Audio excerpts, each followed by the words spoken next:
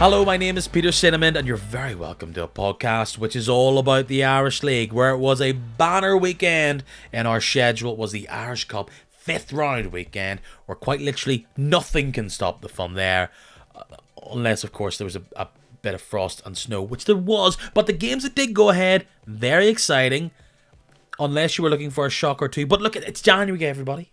Relax, it's fine. The transfer window is open, and the deals are coming thick and fast. And they're rather juicy. So we'll sink our teeth into all the ones that have come in, but might come in as well. And we'll look ahead to a peak couple of days when it comes to the title race.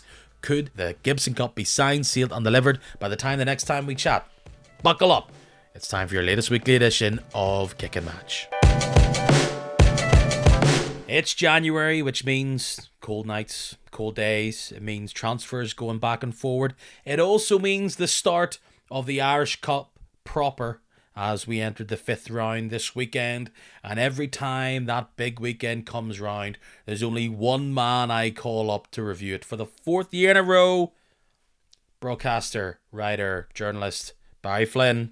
Good evening, Peter. Great to be here as usual. Historian as well. Do you remember when, I don't know, the Irish Cup was played on a Thursday morning or something unique like that? It's not in the little book of fun Irish League facts that you have. Well, here's the crazy one. The only English FA Cup game played on a Christmas day ever was at Solitude, Linfield, against Cliftonville, 1888. So there you have it.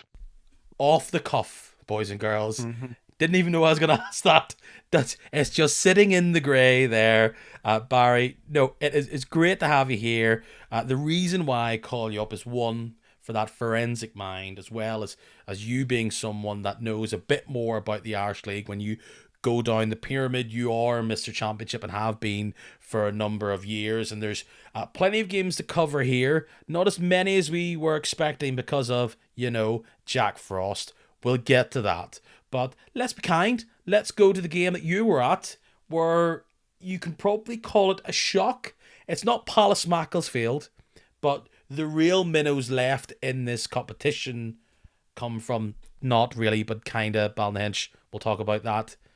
The Mills. Drummond Mills.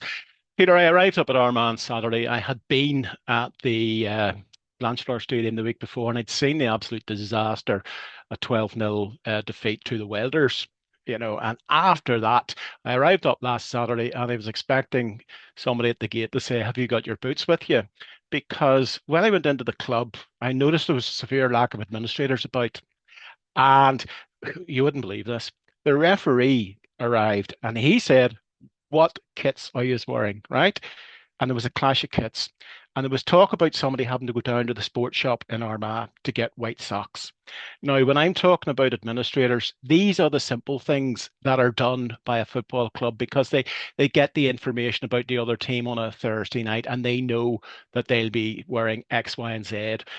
Eventually, when we got the teams, the Armagh team that played against the Welders was makeshift. Only 5 of the team appeared on Saturday against Drummond Mills. There was 3 new signings had come in from south of the border. I said in my build-up, I don't think it's going to get any better for Armagh, because you have a team in the Premier Amateur League. They're playing week in, week out. They play their system. They play their formation. When they're playing in the Cup, they can raise their game. And that's the way it was. It was so one-sided in the first half. It ended 4-1. You had a team of individuals playing for Armagh against a team who had a plan. There was no shock there, but it's another resounding, how do you describe it for Armagh? Now is the winter of their discontent. And I tell you, it's going to get worse. And I felt sorry for those young players going out there on Saturday, because nobody needs particularly 12-0 and then to get beaten by a team below you in the amateur league. It's not going to do anybody any good. But there's something wrong in the heart of Armagh City at this stage. I'm quoting a lot of Shakespeare here, but sometimes there's no better way of doing it, Peter. It was fair play, Drummond Mills. They partied. Their manager was over the moon, and they're getting maybe Glentoran if they overcome Strabane Athletic. It's a side story here, but it's one that you predicted here. Not that you predicted something to go awry with Armagh City, but really the rest of their season is a dud, because we have the second tier of 12 teams where Armagh City now sit 11th out of 12th. Usually that would mean danger zone, potential relegation, but not this year. And how this then impacts the rest of the championship is going to be fascinating. We've already seen the Welders duff Armagh City. Armagh City are likely to complete all their games, and you'd be a brave man if you were to suggest that they're going to claim another 3 points, because they're a team in disarray. But even without this team being in disarray and whatever's going on behind the scenes at the club, Hmm. if you are, let's even look at the table. Dundela, they may only have Yeah. 13 points, but they're chilling. They're going to be playing second tier football next year. Armagh's above them, Institute's on 24. Like, there is Limavady and Anna, who have been running away with this division all year, on 48 points. So you'd look at it realistically, maybe Queens might think there's a chance for a big run here, but they're even they are 16 points off. Yeah. So what is the rest of the season to lock all?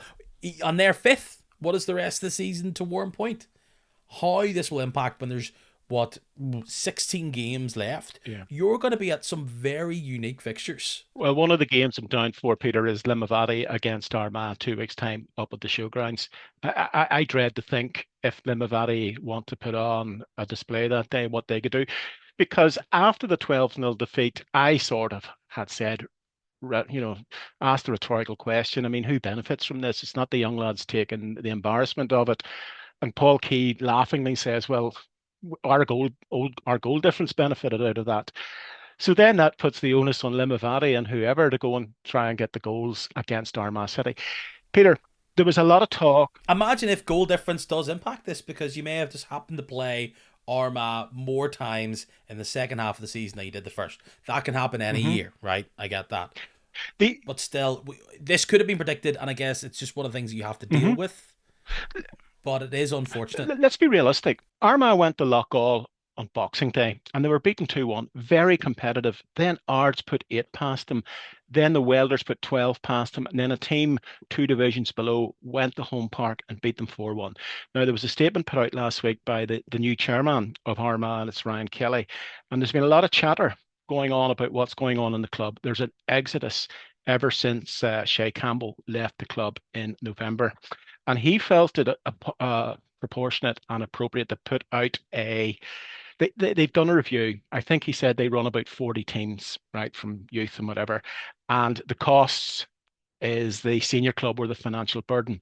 So what I took out of that is that they're not looking to get anybody in this season, and they're looking to next season.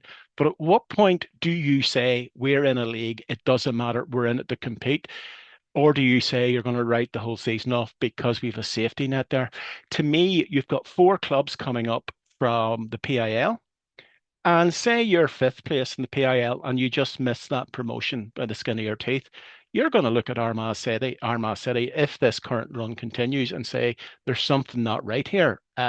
We've been competitive all season, and in the new year, that club, it's gone through the doldrums, and essentially they seem to have been opting out.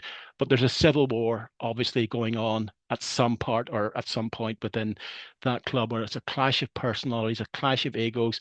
But what Armagh are putting onto the pitch now at present, and no disrespect to those guys who go out there, it's not a team. It seems to have been a mishmash of who's there and who can we get in.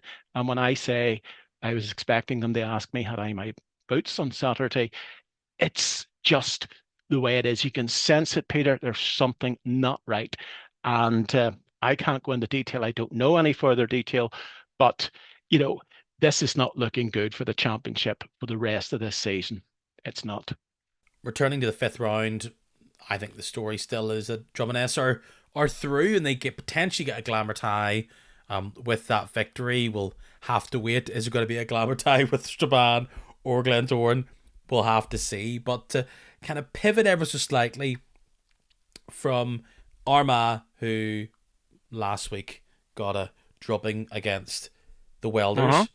The Welders are also in the next round. Yeah, I saw the highlights. Looked like a hard battle up against Mayola Park. First club to win the Irish Cup, 1881. And I was looking at the pictures and the video. It's a very picturesque Mill Meadow up there. Fair play. But the Welders, they came good in the end in extra time whether that was that additional bit of fitness or whatever. But for the Welders now, they've lost Brian Healy. And I'm just wondering with them and such like they're coming up to the final two furlongs. You have the two leading horses, but still gaining pace in third place of the Welders. Last season, for example, Tiernan O'Connor, that was another factor. He had moved on in the window.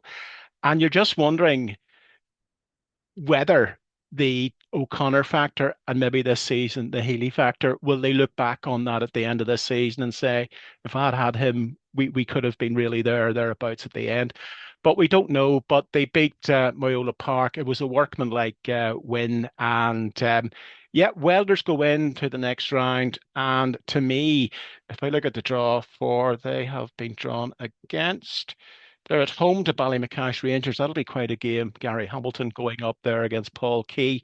Um, if they can win that, they're into the quarterfinals of the Irish Cup. And Paul Key, it's a hard place to go, is the Blanchflower Stadium. And if they get a bit of momentum, and I've seen them on a number of occasions, I'll not judge them by that Armagh City game by that any matter of means. But I mean, Limavady went down and beat them 2-1. Whenever they get the big games where they need to perform, sometimes they don't. But look, Welders are due a good run. You don't know what could happen. They get Glentoran in the quarterfinal. It'll really vitalise East Belfast. So good luck. They have been knocking on the door when it comes to the second tier. They get a difficult draw against Moyola because they have to go up to Moyola and they give them a good game. Eventually, the Welders win in extra time. They've been a team who's always been happy enough to score the goals. The problem is that they're very generous at the back as well. And in previous seasons, that's been their downfall. Will it be their downfall this year?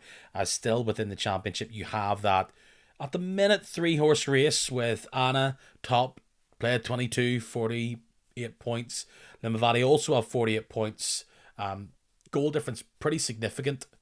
6 more goals to Anna, and actually they played one game more.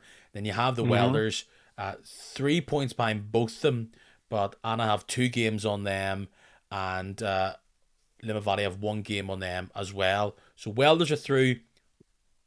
Also, our Limavady going off the back of taking out Larne last year. It's a more of an easier run to the 6th round for them. 4-1 at home against Lisburn Rangers. Yeah, again at the Coleraine Showgrounds, Lisburn Rangers went up. I always suspected that Limavady would have too much ammunition, too much firepower, which it proved.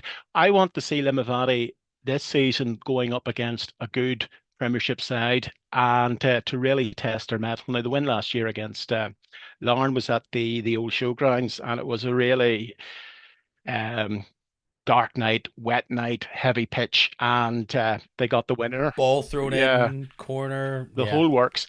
But I'm very impressed. There's a boy plays for the Welders called John Butcher, and every time I'm Mhm. interviewing Paul Owens, he says, "Don't mention how good he is because we're trying to keep a hold of him." He's only turned 20, I believe, but I've never seen pace like it on the wing and an ability to take goals. And I'd say there's quite a few teams in the Premiership are looking down at those guys and saying, "Well, we'd love to take them in because it really gave us a boost." And the other factor is Jay Donnelly of Newington. I don't know why anybody has not come in for him yet. The scoring power of him and his brother Rory is a joy to behold. But the talent's there, but let's see what happens. We can't talk about Anna here because their game against Portadown didn't go ahead. One of many. But just to stick a pin into this championship chat, we said that Limavady, Anna, and the Welders are the chasing pack. There's one automatic, one in the playoff. I know Anna will not want to go Hmm. in the playoff again.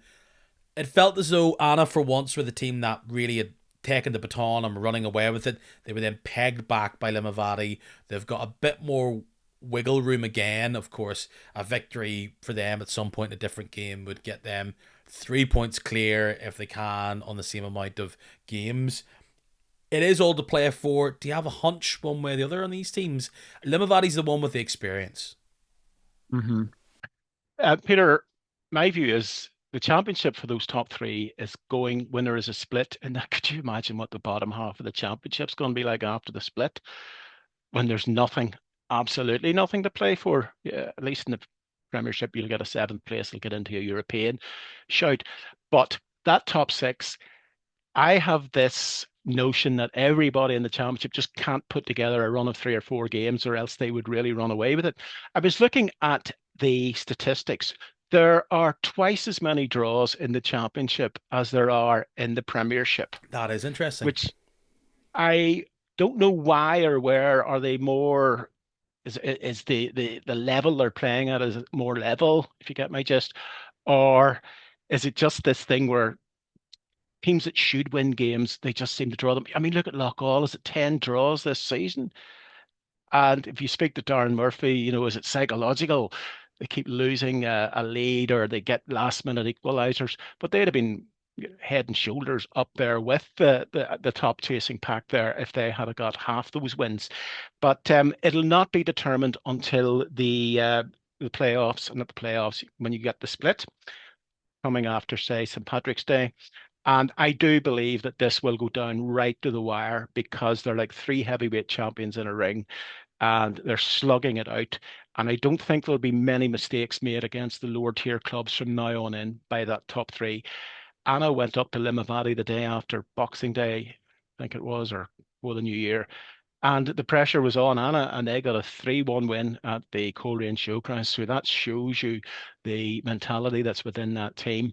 They're there to be beaten. They had a great start to the season, but um, some people say Anna always gets strong towards the end of the season. If they do that this season again, I think they'll go up, and that'll be interesting.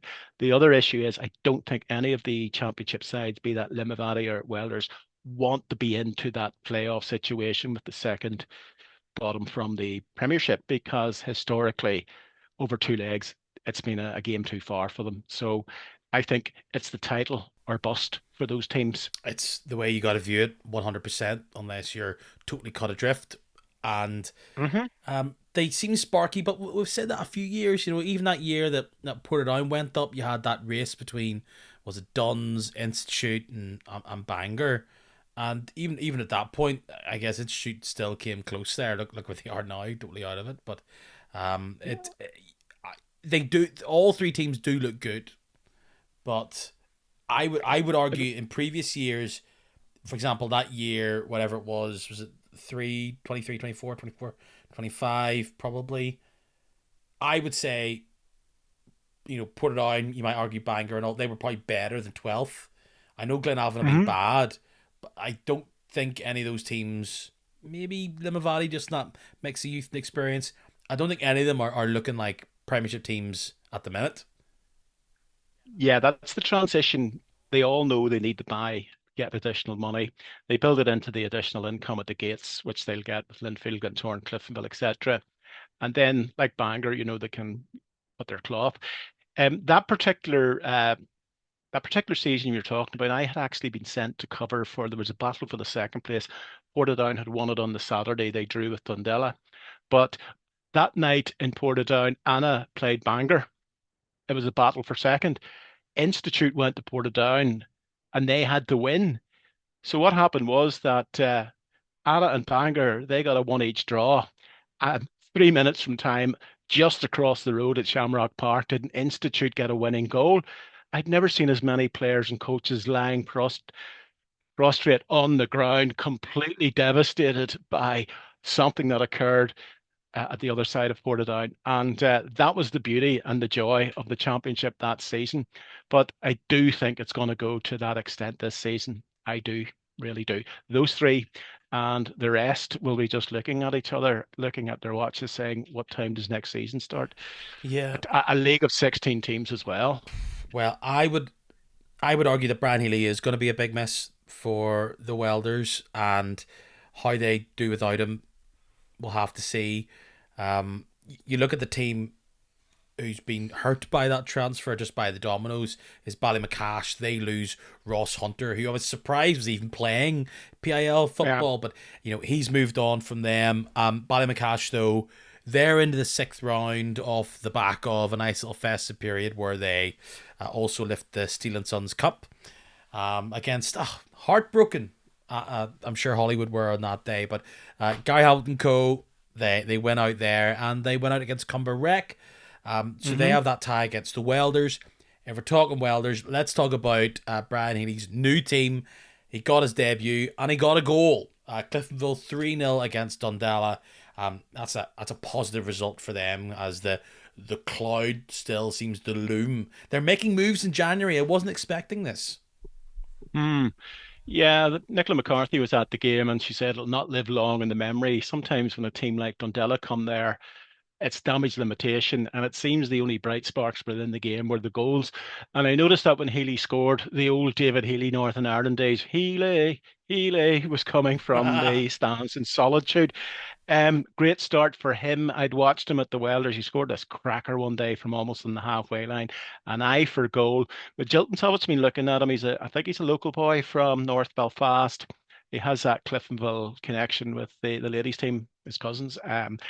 And yeah, Cliftonville, one stage at a time. Last year, I covered Cliftonville in the fifth round. They played Banbridge Rangers, and it was the same thing. They get over the line, nothing spectacular. And then for the draw for the next round, we were under the stand, and Jim Magilton was there, and all he wanted was a home draw. And it doesn't matter about the result, the style of the win, how you played. Nobody will remember that at Windsor Park on a sunny day in May. That could be Cliftonville's saviour. They will not forget very easily that magical day in 2024. They want to avenge last season against Dungannon. So Magilton will say, yes, home tie, that's all I want. Uh, the glory would be a North Belfast derby against, it'll be That would be fun. fun, wouldn't it? I like you'll have Glenavon there, or Newington would be fun in its own right. Look, I think I spoke last week. Big fan of Healy. I've watched him plenty of times in his various different kits.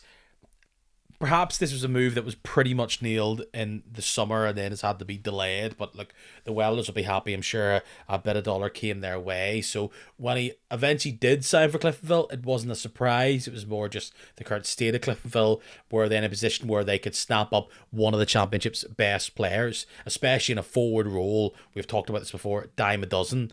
And the question was going to be, could he take what was it, 22 goals, and he scored about Hmm. 85 of them Hmm. against Armagh about a week and a half ago. But could he step up? He steps up. Yes, he scores against a championship opposition in Dundela. But I know you're a fan of this player. Young, mobile, got a bit of height, knows where the goal is.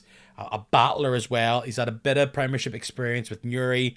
But when it comes to young, hot prospects playing Irish League football, you would argue that Healy was one of the ones at the top of that list. Absolutely. I do recall watching him play for Ballyclare Comrades as well. I think I might have seen him score now for the Welders, Ballyclare, and indeed Newry. Young talent, Cliftonville have come in and they've gave him a contract, and he looks ready-made whenever Joe Gormley decides that's it. uh, the Cliftonville backroom team would have sat and they'd have looked at that, they would have assessed it, and he seems to be ready made for that team. He scored the goal on Saturday, beautiful goal from the outside of the foot, and Cliftonville may have a new hero. Let's hope that he still maintains that style and that finishing ability that he's shown for other sides. But yeah, to me, Cliftonville are not the dark horses, but if they keep getting these draws at home, Magilton will not argue. And when it gets to the nitty gritty, if it's three in a row for Cliftonville this year getting to the final, well, I'll not be surprised.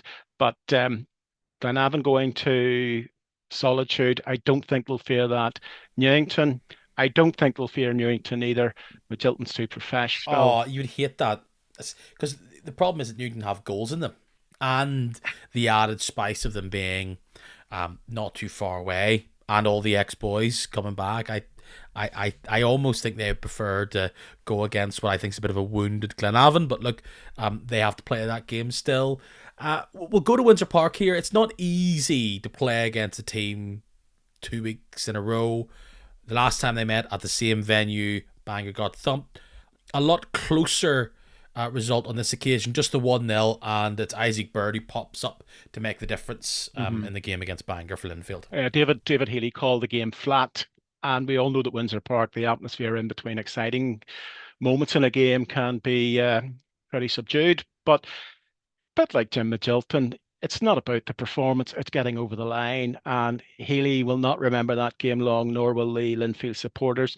That's them into the next round. That's all that matters. At least Bangor knew they weren't going to go down by 6 goals. They were going to be more competitive on the night or on the day. But Healy was saying about the performance levels were nowhere near what they would need it to be. And that's sometimes you have to win ugly, Peter. Hold on, Barry. I think you may have been reading the post-match comments from last week, or maybe the week before that, or perhaps 3 weeks. Are you sure you're reading this week's comments? Because I feel like you said this before. Hold on a second. But that's the problem with Healy. It feels as though they're getting results or they're not, but the performance keeps being referenced as not good enough. So if you're a Linfield fan, you Mm-hmm. must go. You must chat to someone who can do something about that. Problem is, David Healy can come off with a lot of this mantra about if Linfield would lose 2 games, it's a crisis. And David knows the expectation there. And some of the comments he makes, he likes to play it down. He's not going to go out and say we should have beaten them 7 or 8. Performance levels were down, nowhere near. And that is repetitive and repetitive. And that means you're not creating an expectation. And you're going into the next round, Limavady or against Limavady Mm-hmm. United, isn't it, Peter? Yeah. That's a nice tie, a tricky tie. They'll be bringing the Blues up to the Coleraine Showgrounds, so that just adds something a bit extra to Mm-hmm. that game. But for the Blues, of course, they're going to still keep chugging along in the top flight. Of course, they are. The season isn't done yet, but the cup feels more important than it maybe has in the past 5 years for the Blues. It's a chance to get silverware. It's a chance to get momentum, but more importantly, it's a chance to get Europe. It's within the context, Peter, of the Linfield business plan that you really need to be looking at where they want to be and whether the Irish Cup is going to maybe satisfy the fans. But whenever that business plan about income, European football, a European run is all factored into that, which it is for those professional clubs within the Irish League. A Monday and win over Bangor. But where's the league at this stage for Linfield? You would probably write them off at this stage at your peril. But if Larne keep doing what Larne, I mean, Larne's going into a pivotal week this week. The league could be over next week if Gary Haverin gets 2 wins out of that. But Linfield not winning the league is such a body blow.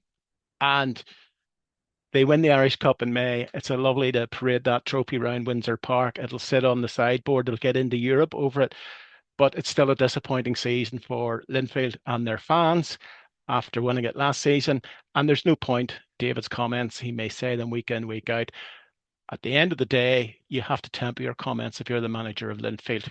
You've got the good times. You can say the players were great, but you have to be realistic. And it is a disappointing season for Linfield, all said at this stage. The Irish Cup is that way into Europe, but it won't replace the league glory from last season. But what's going on behind the scenes, Linfield, when they look at their business plan and where they want to be and what they need to do, you're wondering how the season will impact going forward. What we'll see. We will see, and it will be interesting to see how many of the players that are playing in games like this, how many of them are still sticking on the tracksuit of Linfield going into games next year. Because as much as we'll see how it goes in the cup, we'll see what happens in the league. For many of these players, they'll be playing for their future with Linfield, and I think that's clear. And Mm-hmm. if they're not performing for themselves, then clearly they won't be at that club next year. And I think it'll be a very different squad makeup. Maybe it won't. They'll go on this big run, and all of a sudden the hierarchy at Linfield will think let's sign these up again. But I think it's clear plenty are playing for their future, which leaves Yeah, other the opportunities for opportunities, yeah others.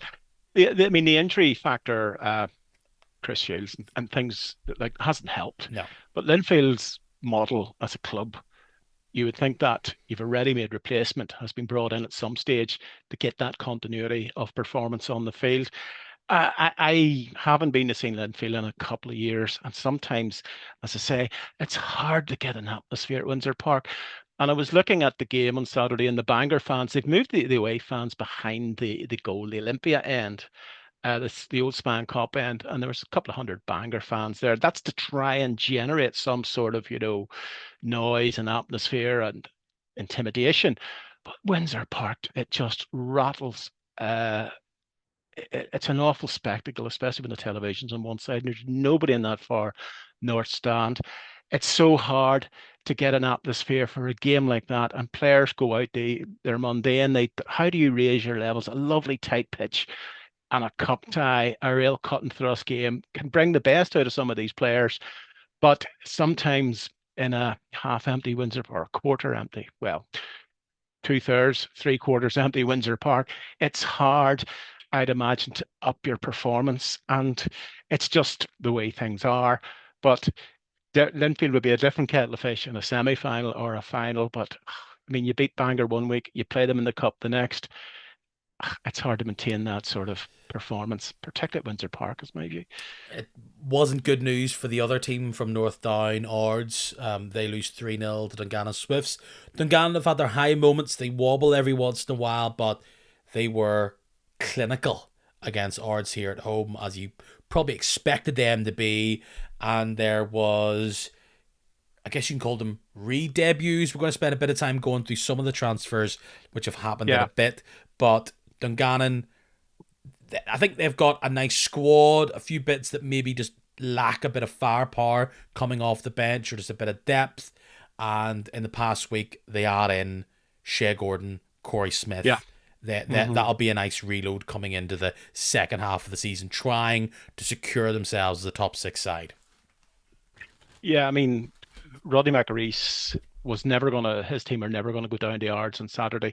I always maintain that the hardest hardest thing in Irish League football sometimes is to be a supporter of ours, because the disappointment, you become used to it, and that's why every so often, like they got to the Irish Cup semi-final last year, those little glimpses of glory are oh so sweeter for followers of ours. But a clinical job, and I'll go back to the two semi-finals last year when you had the Swifts, they beat Bangor at Seaview, and Cliftonville, they beat Ards at Windsor Park. And if you look at the statistics from those games, the Premiership sides, the passing and moving and the passing and the moving and the technique just outplayed the championship sides. And rather than the championship sides, in my view, their only way of winning it was up and at them, long ball. Let's see what happens, cause chaos. But the controlled way that particularly Dungannon Swifts are playing under Rodney, they had their problems at the start of the season, but he's got them playing the way he wants them to play. He was delighted at how the players performed and they adapted to the game. And they have that aim. They loved that day last May. They're thinking about that. There's also a bit of history there. The first provincial club to retain the trophy, a club from outside Belfast, is the Carrot. They're a good, they're a good cup side, and they have the ability. And yes, I do believe Rodney has got them purring is the word I'm looking for the Irish Cup in May. They loved it and they will love to go back. So you've got them going to Portadown or Anna against Duncannon Swiss. That'll Uh, be difficult. they'll Mid-Ulster Derby. yeah, they'll be going to put it on no matter what, at least the town. But yeah, I think for them, you're right. As much as they can falter in the league every once in a while, they've shown it over the past two seasons. They can beat anybody on their day. And the one thing about Hmm. Rodney is that he oftentimes, this can be seen as faint praise, but he really can get a lot out of players who perhaps haven't really reached that level before. And, he brings in Shea Gordon, who wasn't really getting much go at Cliftonville. That's a nice wee Correct. restart for Hmm. him. And Hmm. then one of the dominoes I felt for this January transfer window was going to be Corey Smith. He had half a season there with Glenavon. I thought one of the few bright sparks. I mean, he does seem to have a very wide range of report cards. I talked to some people that agree with me that he has at least the potential to be one of the best wide players in this division. He has the ability to cut in, work, he can cross, he can move, he can drive with the ball. And then you'll hear others who, it's often a criticism with true wingers, oh, he doesn't produce it every game, he has these off days. So he's young. He's went now to Dungannon, where I think he had a brief spell before. That's going to be the chance for him to be a main man there eventually with, as he's often talked about now, one of the best coaches in the league. So that they get better. Will they feel the pinch at the other end? Rodney says, if you want them, pay up. Could that be the last game Adam Glennie plays in the Yeah. Swift Blue? Hmm. The goals came within 37 minutes. They got their job done early on Saturday. It's McAllister Jr., Tiernan Kelly. He made an interesting comment about the way he motivates players and the way he can persuade them to play for Dungannon. And he made that with reference to Junior in particular. You know, he sold Dungannon Swiss to him. And that was just a professional job by a team that was a league above Ards. I haven't seen Ards much this season, but very inconsistent. But Rodney, I don't know. I mean, Rodney's there's who in this league, maybe outside Gary Haverin, would have that nuance, that understanding, and that ability. He's a personal manager. When you interview him after a game, he's so nice, asks you to want a cup of tea. But when he's in a changing room with those players, I'd say he could make you feel 6'5" going out onto that field. And he also has that intrinsic knowledge and understanding of the game.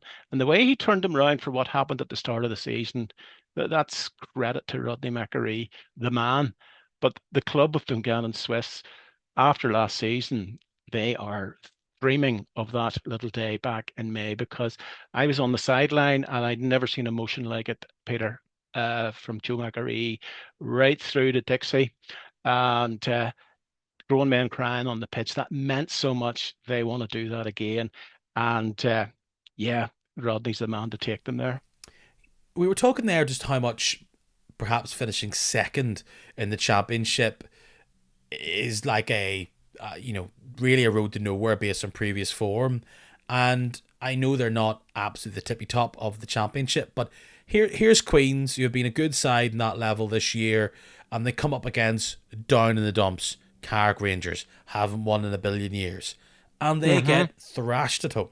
It's a great victory for Carrick. Their injury struck really badly, but they've always had the firepower and they put it to good use. 5-1 against Queens at home. Interestingly, it was a different cup. It was the League Cup, but it was the fixture that ended up ending Stuart King's time at Taylor's Avenue. I always look at Carrick Rangers and over two legs against Anna United. They destroyed them last season. That different class going out there, a bit of confidence under Stephen Baxter. And I wasn't surprised that Carrick were able to rattle in those goals against Queens on Saturday. Interestingly, Queen's University, I thought they'd go down that road whereas they became a club per se, but James Lavery was explaining to me that a lot of the guys, in fact, a vast majority of the guys on their squad are either undergraduates or former Queen's students. So there is that clubbiness about them. And what they've done in the championship this season, it's phenomenal. They only come into it, but it's a harsh lesson and it illustrates the difference, the absolute difference between the championship and the premiership. You have players, even though Glentoran got 8 at Carrick Rangers last season or last week before.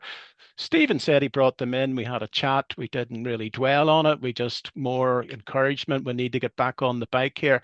They went up to Queens, potentially on paper. It was, tricky, but they got the early goal and they kicked on. And I just think that's the difference sometimes between the Premiership and the Championship. And I'd say Queens, that James Lavery said, we'll take lessons out of what happened on Saturday, but that's the cold reality of the difference out there, even a side like Carrick who are looking over their shoulder at the bottom of the league under Stephen Baxter. I still think they're head and shoulders better than a vast majority of the championship sides. And it wasn't a surprise, Peter. Well, we end with what was the first game that came out of the traps there on Friday evening. A rather foggy Friday evening at times for all those who weren't watching the Traders. You were watching Coleraine dismantle the Crews, helped by the fact that they were down to 10 men for a significant chunk of this.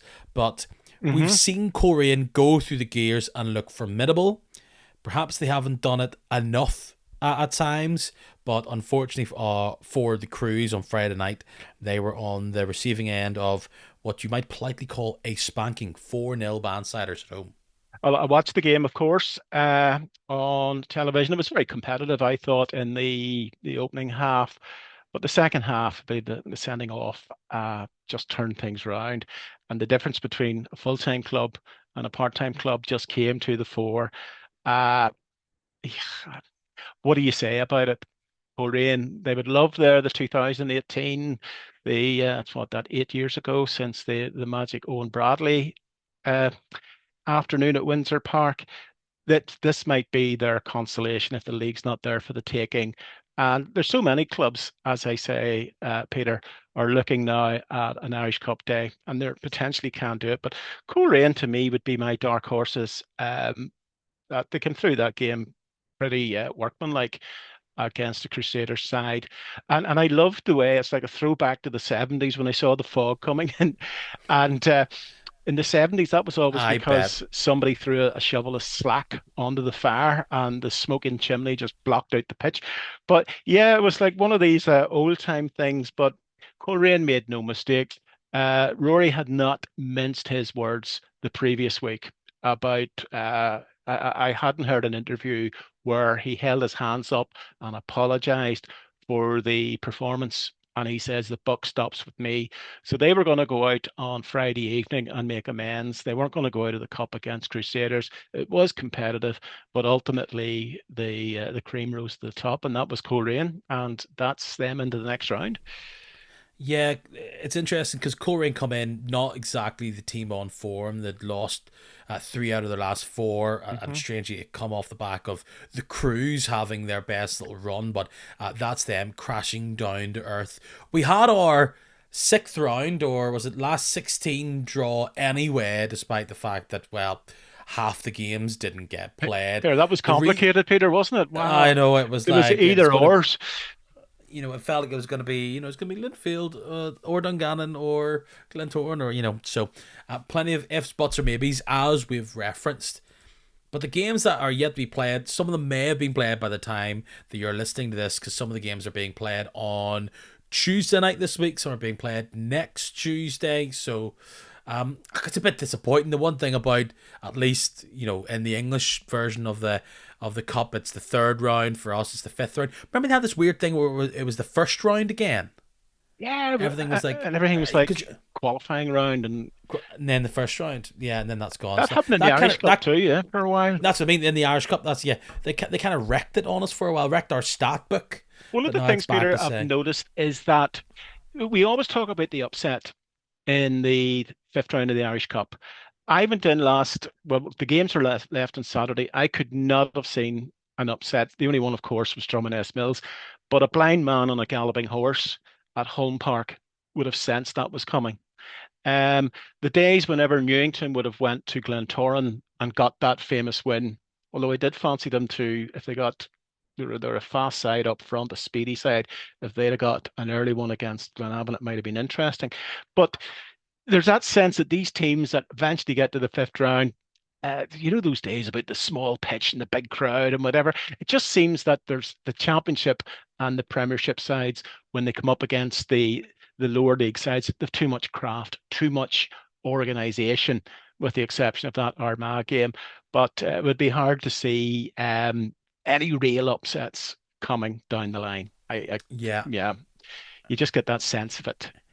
even with the games that are yet to be played, very few even PIL teams still Hmm. floating, which is usually the crack when it comes to this. I mean, we had there was no Newry because they had already been eliminated by this point. So Yes, that was some Drummond put them out, and that's exactly why I thought, yeah, I mean, they put Newry out, going to Armagh. That's basically, to me, I thought it was a penalty done your kick. work already. Hmm. Yeah. So what we do have then is, and we'll talk about this in a second. So the sixth round is going to be Coleraine go to Carrick, Glenavon or Hmm. Newington, as we've discussed, is going to Solitude. Knockbreda or Loughgall, that game is being moved to Lakeview Park for Loughgall. They'll take on either Ballinamallard or Institute, which will be one of the few all championship, maybe Knockbreda PIL matchups. Hmm. Limavady host Linfield, which is probably the biggest game I think of all this. Distillery or The Point will take on Ballymena or Larne. Uh, the Welders will take on Ballymacash. One of the Portdown teams, Portdown or Anna, will take on Dungannon Swifts. That's at home for Portadown or Anna. And then Strabane or Glentoran, more likely Glentoran, take on your boys from the Mills. of course, with that, the big disappointment is that Strabane don't get that game. I think we were all looking forward to That's going to the Oval. that's gone to the Oval. That would have been excellent just for the You cameras. always feel, was it Glentoran down to Dergview a number of years ago and it was Yes, pretty tight. Uh, that's the beauty of the Irish Cup fifth round. Get them on a cold, wet day at your own pitch, make them uncomfortable, hoof the ball up. And that was Straban's aim on Saturday. Unfortunately, it never came to pass. They'll go to the Oval, they'll get the payday, but it's a different kettle of fish going there on a cold Tuesday night where you could have had them on a Saturday afternoon with the home crowd behind you and make them uncomfortable because there was history at Castledorg, of course. One of the things you talk about the beauty of the Irish Cup. I remember there was a quarter final, do you believe, Newry, and I was sent up to Ballymoney United, and I had this image of big tight old ground in Ballymoney, and people saying, "Oh, the town, the town." We arrived up there. I was at the Joy Dunlop Centre, a 3G pitch, and there was no atmosphere out of it at all. It didn't capture the town, but yeah, Strabane they'll rue that because they gave Cliftonville a bit of a scare in the League Cup. Yeah. But yeah, that's to me, that's done and dusted at this stage. especially because Strabane are such a fresh new team to the Irish League pyramid in regards to just being a PIL team for the first time this year. Hmm. So we'll have to see. Not many people will be expecting them to get through there. It will be one of the biggest shocks if they do. So we'll just have to see how that goes. Barry, we'll have to talk about it. People are expecting this. So many games called off. Let me just do a quick count here. 1, 2, 3, 6. Seven, I believe. Yeah, Yeah. you have all them called off. People are gonna ring the bell once again. I've heard even talk of should we have a winter break. Uh, I don't think that really solves it because you take 2 weeks off at the start of January. It could be the sunniest 2 weekends of the year, and then it's sleep for the next 4. Peter, So I mean, I was listening to the hemming and hawing, and there's been a lot of debate and discussion on the program Sports Sound over the last couple of weeks, and there's a number of models out there. This Boxing Day thing, some people have come out and says, "Look, forget about it." But let's be realistic. We live in a place where during the summer you get monsoon conditions coming in here, and the pitches, to my understanding, over the last 20 years, I think there's about 5 times as many pitches called off for being waterlogged as to being frozen. Um, the Irish Cup. Do you remember a number of years ago we had the Beast from the East at the end of March? It brought snow all over mhm. the area and the Glens of Bantam in particular in Ballymena. So that was the end of March. We really don't know. And the first time you go to a summer season and Easter, you'll get snow at Easter. Belfast Zoo, there's more, was it say, there's more chance of getting snow at Easter than there is at Christmas in this part of Christmas the world. feels like it. It felt odd to have all that snow in early January. Like, hold on, this is a bit early. But we did get we haven't had a touch of snow or frost in this part of January for a good 10, 15 years. We got that. We all expect that. The games were off, but I can go back to December last year when I was last man standing at Ballinamallard, travelled the whole way up to Bangor. Everywhere else fell. It was the day that Linfield went to Dungannon and they called the game off, and everybody was 40 minutes to go. They'd already come in and they were buying their burgers. Jared Little held his hands up and says, "I'm sorry, we needed to do that better. We needed to sort of make a call on that at one stage." We don't know. Everybody is wise after last Saturday. But for the last 15, 20 years, we've had a fifth round with virtually no postponements. So, look, you can't win. You can't win. We could play the Irish Cup fifth round on the 13th of July, and the rain could come down.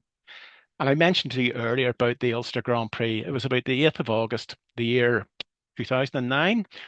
Ulster Grand Prix flooded out, and every single game flooded out the first day of the season. So we can't win.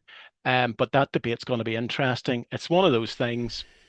You mentioned, Peter, that your game was on at 11 and then The- called off Very at good. 1. Yes, there was a pitch inspection up at Knockbreda. As people know, I was talking about last week, I was going to be there.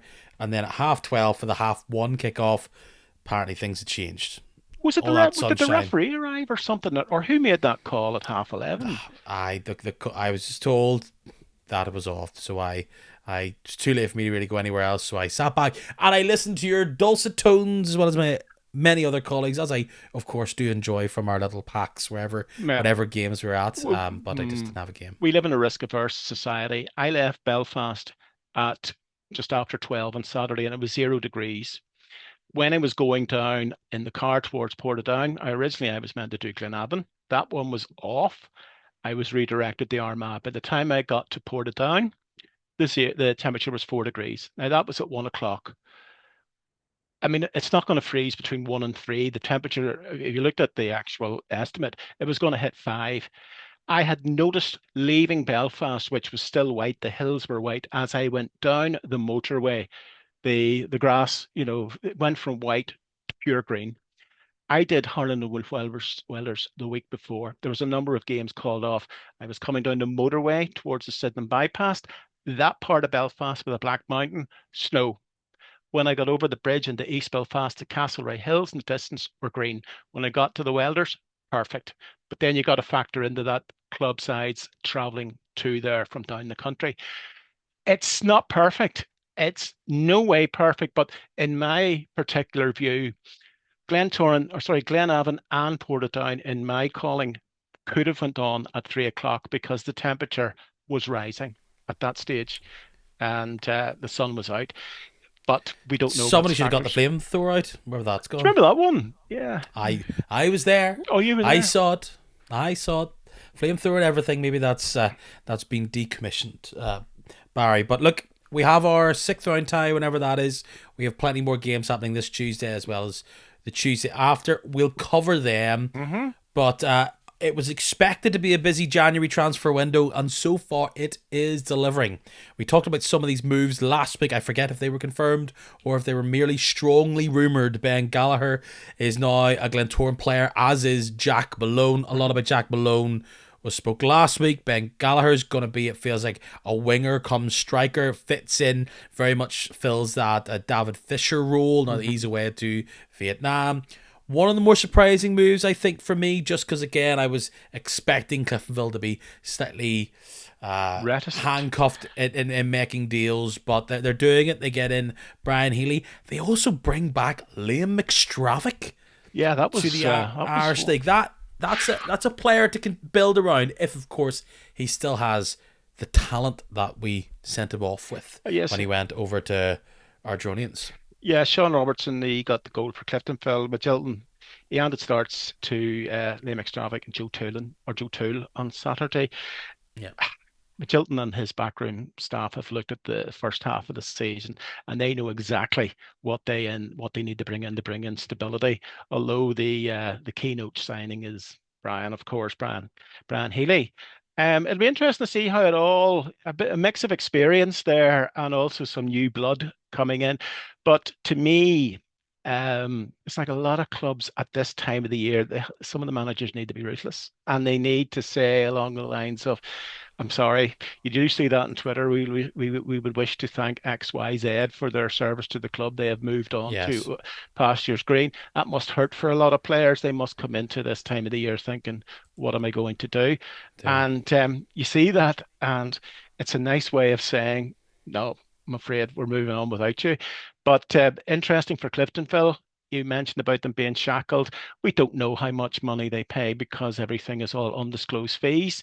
You can only speculate, but yeah, Cliftonville, like a lot of clubs, needed to come in, get a bit of stability. So 3 players coming in, there must be looking towards the end of the season that there will be 3 players, maybe not and getting early their contracts. Yeah, this is not players that were looking around and went, okay, you'll do.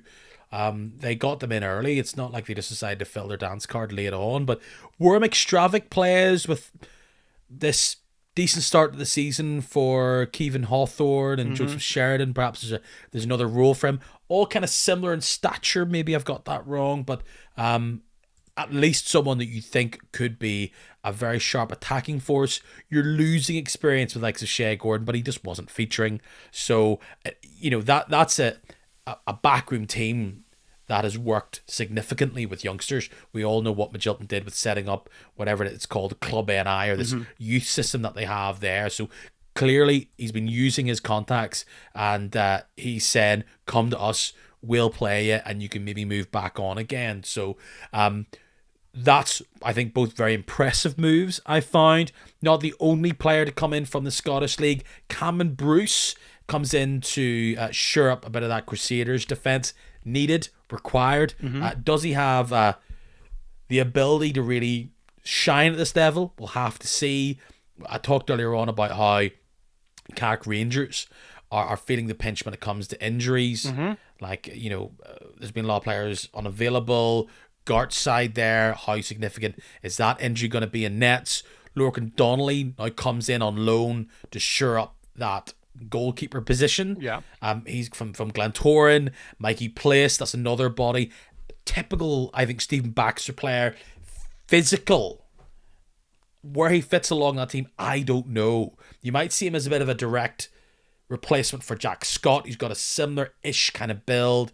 He was sent back up to Coleraine after his loan deal was ended. Hmm. It was speculated he would be at Portadown. He is at Portadown now.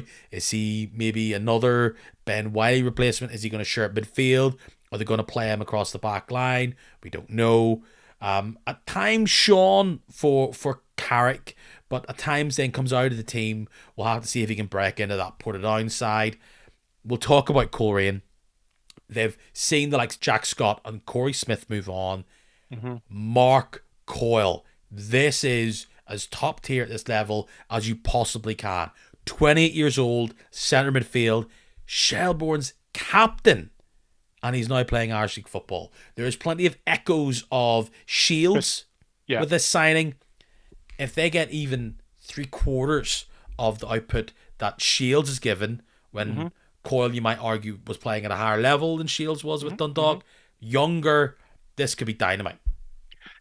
I think the advantage that managers like Higgins has, because he managed Derry City within the League of Ireland, and oil coming in, a guy from Donegal, a local, just travel up the Coleraine, he still has it in bucket loads, and you could see that very evident. You talk about the Shields factor with Linfield.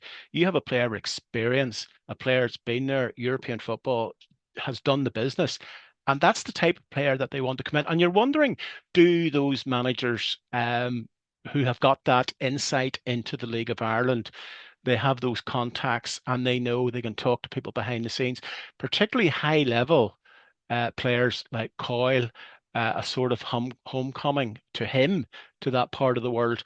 And you're wondering, does that additional insight give an advantage there? I could imagine if Tiernan Lynch ever came back to the Irish League, given his seasons in the League of Ireland, he could bring in 6 or 7 players of whatever club he would go to, players he has seen, players he has heard of through the grapevine, just to have that array of talent that you have an in with other managers who you would have played against.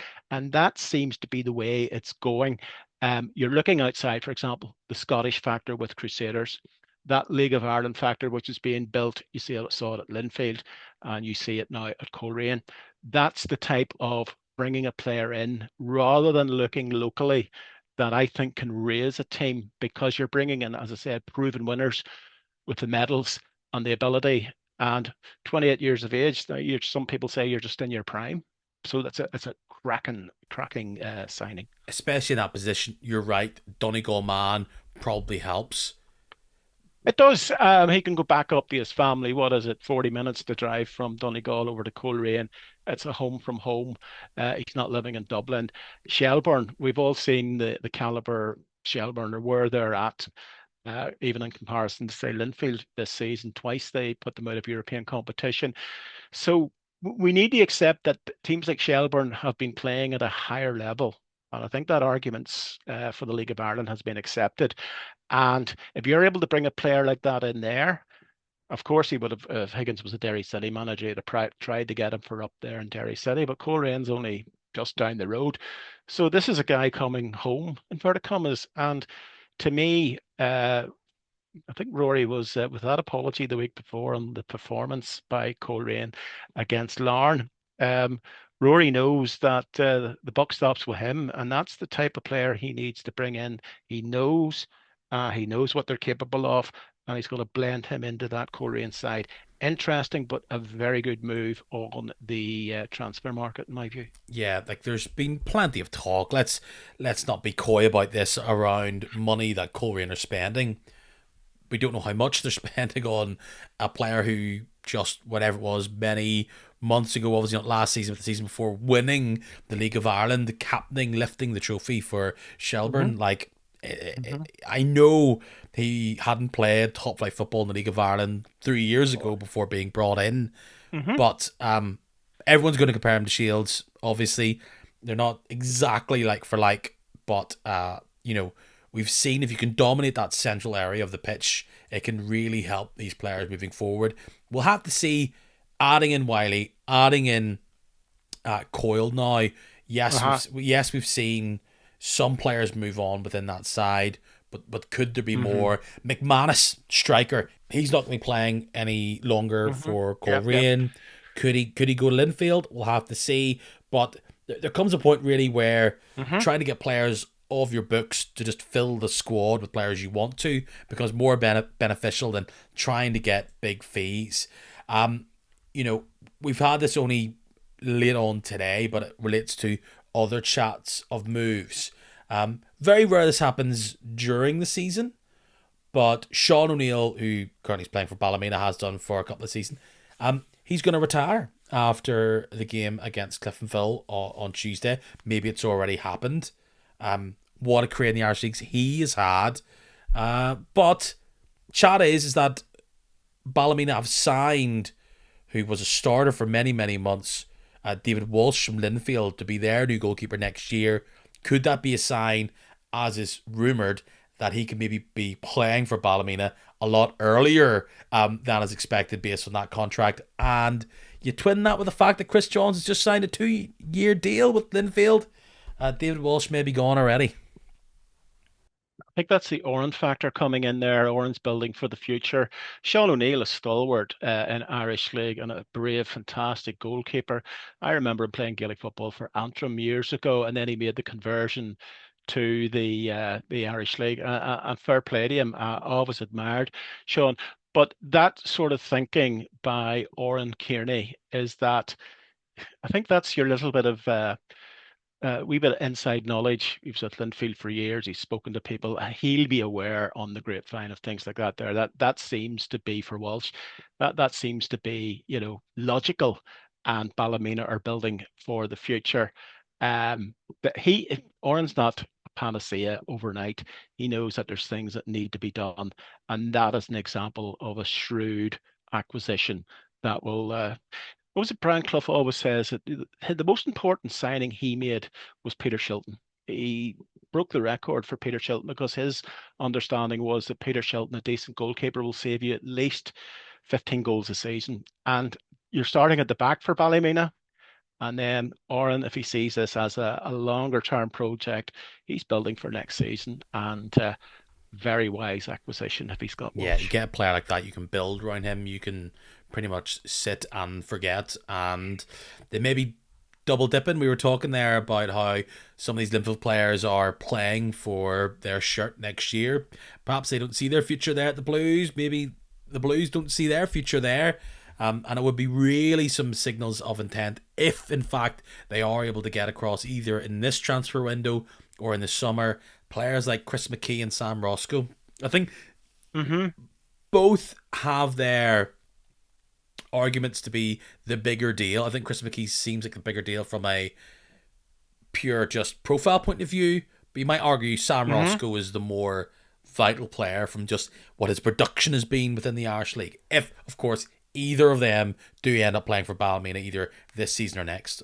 Yeah, you got to remember too that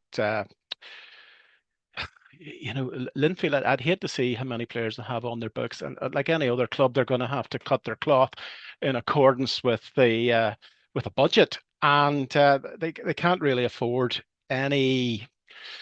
They can't afford the luxury of keeping those players, and if they can trade them and bring other players in, but Matthew Fitzpatrick this season, he seems to have come into his own again, and he's knocking them in for fun, fair play to Fitzy.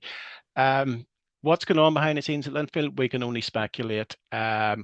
David, I know we've mentioned about, the post-match interviews with the same mantra coming out about the level of performance, etc. But I'd say there's stress there behind the scenes because they're the most unforgiving crowd, of course, at Windsor Park.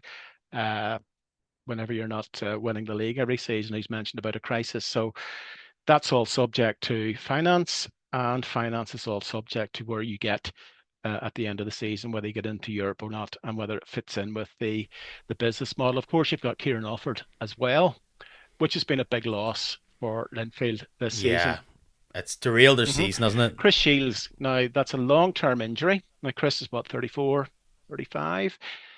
Um, when he comes back, it'll take him a while to get up to the pace. But what I love watching with Chris Shields is his intelligence as a footballer. He always has that extra second to look up, find somebody. It's very rare he makes an error or he doesn't make an intelligent pass.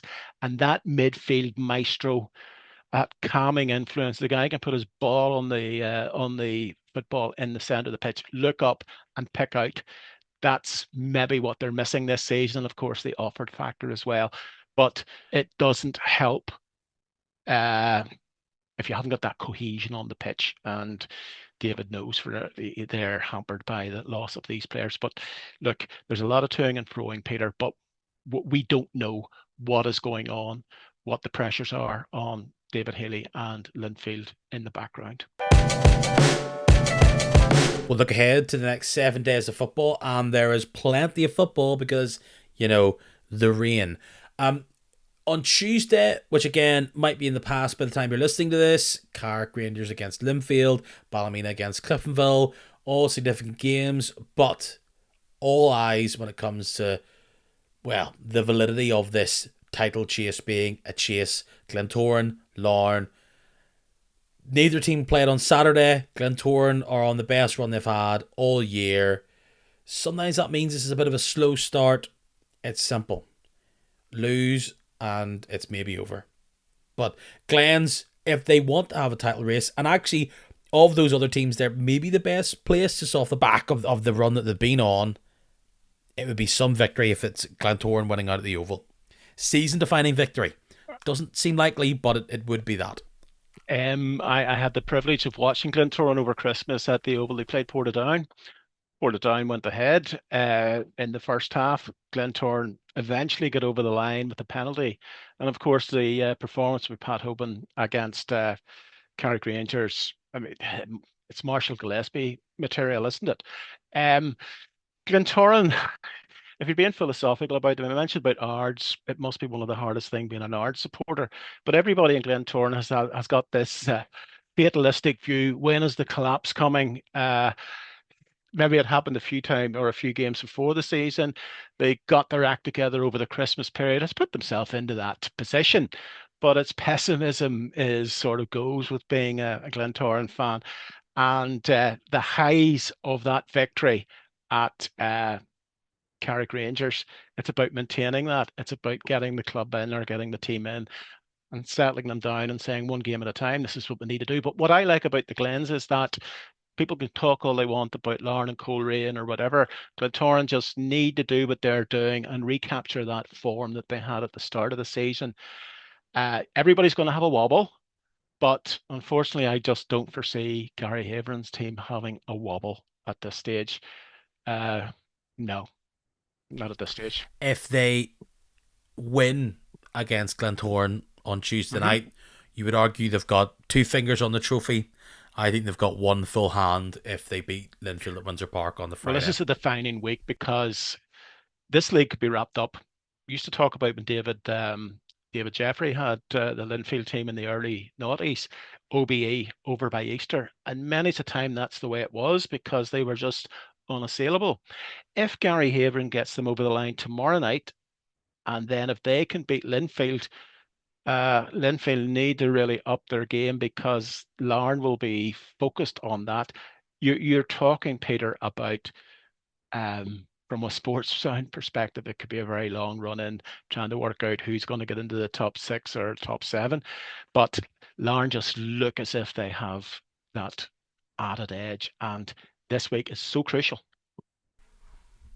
And of course, the laugh it is they could be sitting here with 0 points in those games. Glentoran closing the gap. Linfield saying we're back, maybe not really, probably, and it could all be different. But we'll see. If I don't usually give predictions for the Tuesday night one. I'm gonna give one for the Friday night one. I think it's difficult to do because we don't know what the results were during the week. I'm gonna go 1-1 between Linfield and Well, Larne. that will be a victory for Larne at the end of the day. Correct. And it'll be 2 points dropped by Linfield. Larne keep just doing what they do at Inver Park. And okay, they'll have the occasional off day, but for every 5 games they play, they're going to put in four 8.5 out of 10 performances. And the funny thing is, watching those games, and I know the game the previous week, the crowd doesn't seem to be coming out for Larne. I noticed that. No, it's the air's somewhat still out of the balloon for them. And the great days when they lifted the trophies, and this was the thing that Kenny Bruce brought about the community team, and I was very surprised when on a Friday night, and they talk about Lauren talk about getting a better turnout of fans on a Saturday evening and maybe on a Friday night, and there's a better lift in the social club, but that was a big game, a big defining game, and you looked across from the TV gantry, and Inver Park was very sparse. They have the casuals behind the goal. But I just thought for a team that is doing what Larne are doing, considering 2 or 3 years ago that was the glory days, it seems a bit mundane, or it just seems a bit workmanlike, doesn't it? And are the fans buying into it? I just don't know.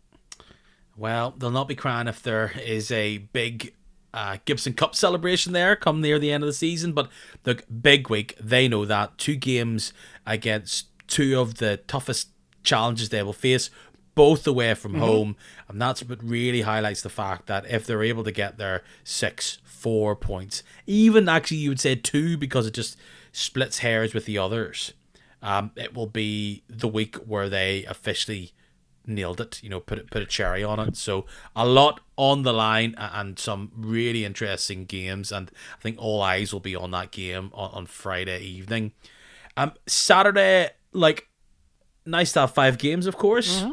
but they're all kind of set up where this muddle in the middle could be further established, but also could add more pain for the teams down below. We have the Glenavons, the Carricks, maybe even still Crusaders. You got to include Ballymena based on the way they've been playing, albeit they're signing some great talents. Mm. We'll start with Bangor against Portadown just because we're looking at it alphabetically. I think they played quite a few times this season. Portadown haven't played a game in 2026. Will they come out rusty? Bangor having sharpened themselves up against tough opposition in infield. Both teams are sitting on even points. I think they're both 8th and Hmm. 7th. So a victory either way would let them secure 7th outright and could even jump ahead of Cliftonville if results go their way. Hmm. It's not going to really define their season, but I look at both Portadown and Bangor thinking if they don't get a bit of momentum here, they could be dragged down towards teams below them. You don't want to be the team who are off form at this time of the season. I think maybe 2, 3 wins for these sides gets them safety. And that's probably what Portland and Bangor themselves are both looking for. Let's get 3 wins and then we can chill out a bit more, feeling safe that we can scratch our way to 10th. And maybe they have bigger ambitions than that. I would doubt that. But that's what they're looking at. So it's a gimme now against two of them. Of course, what does that mean? It's going to be a 1-1 nil draw, isn't it? It has to be, and I think it'd be a pity, Peter, if a lot of the business end of the Premiership is done and dusted by the end of February, where, say, we've mentioned if Larne could kick on here at this stage, and then I think Bangor and Portadown, they're safe, but they'd be looking behind them, Crusaders and Carrick Rangers and Glenavon. They're safe. When you talk about a draw, the draw is the greatest beneficial result for both of them. And I'm very surprised there's been no talk about Ben Arthur's anybody coming in for him. I'd seen it on Twitter that some of the Cliftonville fans were sort of saying get Arthur's in, but the decision I think had been taken a while ago to get Healy in. Arthur's is a big gangling forward, and there's nobody likes to would like to mark him when he comes up and he's going for that ball. And that's where Bangor, it's all about consolidation when you come up. And Bangor have looked at it. I think their average attendance is about 1,250, 1,300 this season. That'll be double what they were getting in the championship, plus the fact they believe they charge an extra £5 in. So whatever they've wanted to consolidate this season, they're going to do it. Lee Feeney knows that the hardest thing that they would do coming in, the people would be going, oh, boomerang club, you'll be straight down. They've proved everybody wrong from the opening day when they beat Cliftonville, Portadown. It's a much of a muchness, isn't it? I saw them beat Glenavon on Boxing Day, and it was a performance that was competent against the Glenavon side, who didn't seem to be, they were very light up front. And Portadown got the goal, and they won the game. It'll not be a game that'll be remembered for many seasons or many weeks after this, but they did what they needed to do without any flair. And you're talking about two teams that are going to end up in the middle of the table at the end of the season, capable of brilliant results. Portadown like that day down in Seaview 4-0, but that's a reflection of this league. Carrick can get beat by Glentoran one week, and then the next week, they can go out and beat a similar team in the league 3 or 4-0. It's the beauty of the league, but I think it would be awful to see by February you're going to have to go through to the end of April, and there'll not be a lot to play for. Cliftonville against Carrick up at Solitude, you would argue that maybe you should favour Cliftonville here, but I think they could maybe go into this game slightly naive. Carrick know exactly what they need. They're desperate for points here. I think this could be a high scoring draw, or maybe even Carrick nick it. I'm going to go 2-2, and I think Carrick would be delighted with that, just to kind of get more points on the board. Obviously, they're looking for 3, but away from home, it's likely, of course, to be a Cliftonville victory here, but I kind of fancy something a wee bit different. No, I think Cliftonville will come through that game. They seem to have got bit of cohesion. They've got Healy. He'll be going in on a high. If Cliftonville get an early goal there, I could see it 2 or 3. Now that's just my view. If they play the way they do, Carrick know they're going there, having to raise their game. Uh, but it's a thankless task going to Solitude. Solitude sometimes, for many's a year, it was like you knew Cliftonville were going to win, out past the opposition at Solitude, get the odd break. Gormley will run through, and they'll get the first goal and they'll win 2-0 without any flair because they just play that certain way at Solitude.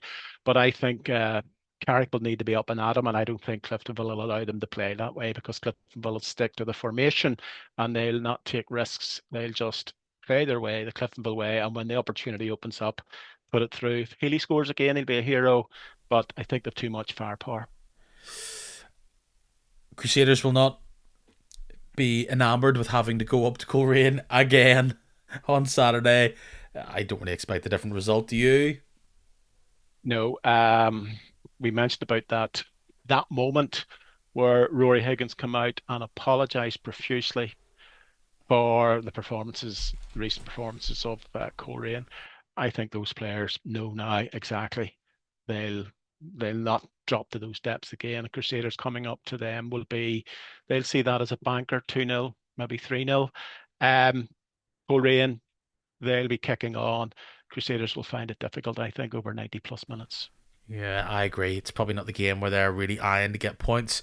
Hmm. Swifts against Ballymena, like the way this has started for Oran Kearney, he's getting more victories, it feels like, off the pitch than he is on it. Ultimately, he'll be judged on what he does when players cross that white line. But Hmm. they're in this weird position where they played 22 games, they're ninth. They still have the ability to go through the gears and maybe sneak 7th or 6th. I think Hmm. 7th is going to be a clear aim between now and the end of the season. They're 4 points with a game in hand on both Portadown and Bangor, who are currently Hmm. above them. But they need to start winning. But going away to Dungannon is not a place where points come easy. Yeah, ever since Duncannon got the artificial surface down, they're lovely to watch at Steinmore Park.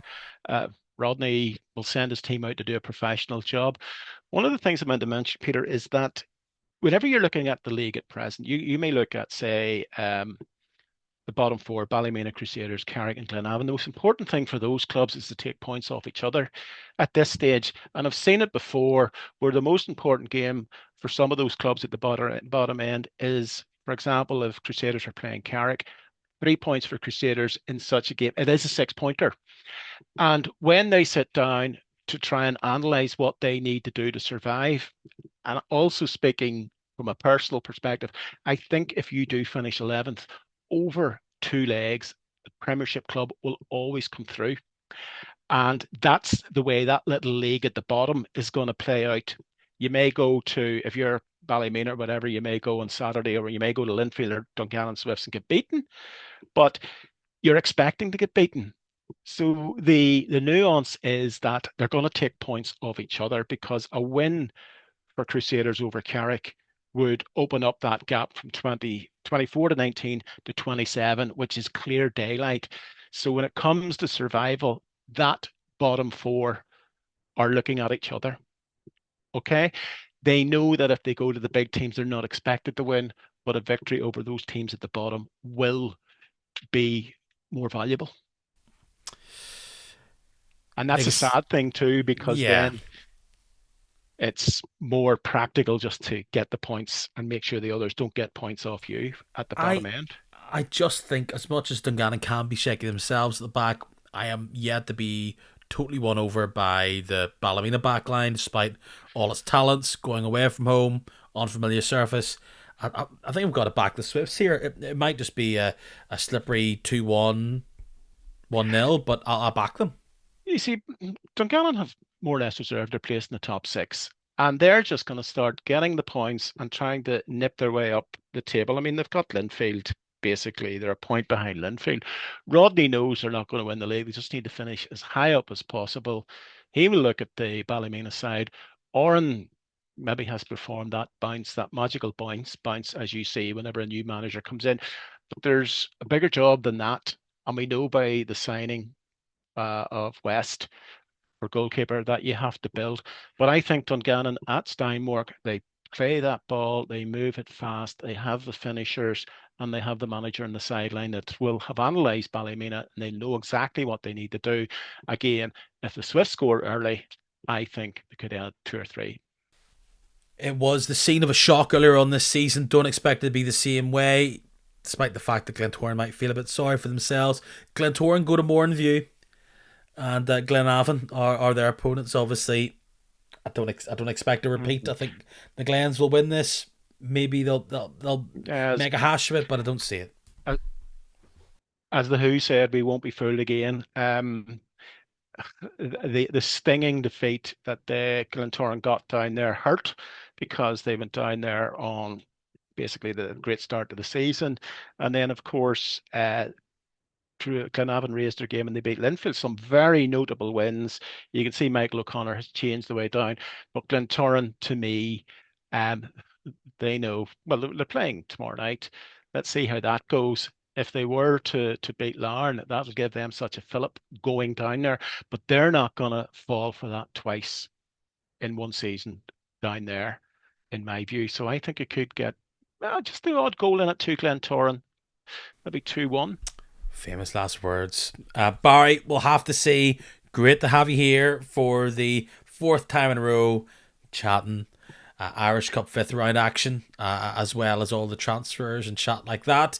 I hope you're keeping very well. Do you know what your plan is for this weekend? Your championship endeavour?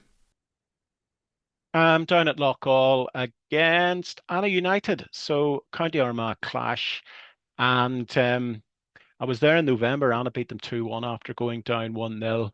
Um, this Anna have got this little band of supporters now. They're bringing along to places like the Lakeview, and they're quite noisy. Um, God, it's so exciting. It's like, do you know the Chocolate Brothers? To me, to you, it's like Limavady and Anna are playing that. They're playing on Friday night, Limavady, but if they win, that puts the onus back on Anna.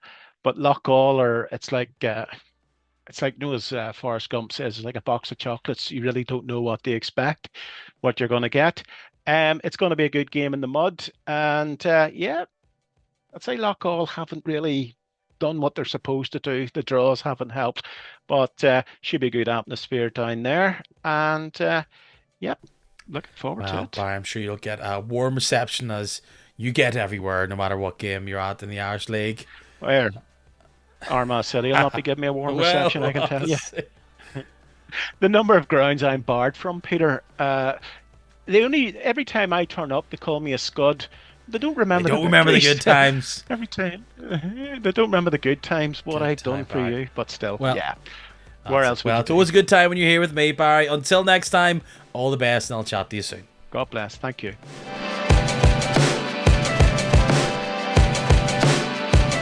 Here we are again. Irish Cup 5th round in the bag, but not really. It's nearly there.